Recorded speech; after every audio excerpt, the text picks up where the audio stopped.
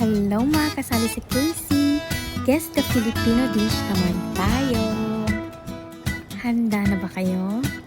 Isa kang tunay na Pilipino kung mahuhulaan mo agad ito.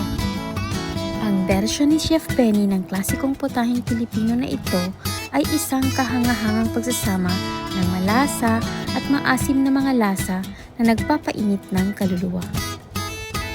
Ang nakakaaliw na sabaw na ito ay kilala sa kanyang natatanging asim na nakakamit sa pamamagitan ng pagpapakulo ng malambot na baboy kasama ang iba't ibang gulay tulad ng okra, talong at kangkong.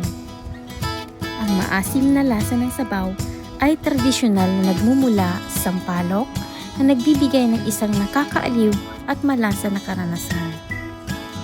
Maaari mo bang pangalanan ang iconic na pagkaing pampaginhawa na ito? Napakasarap nga ng sabaw na ito.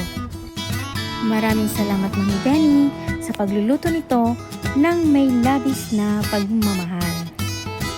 Dahil malapit ng birthday mo, babatiin ka na namin ng advance happy birthday!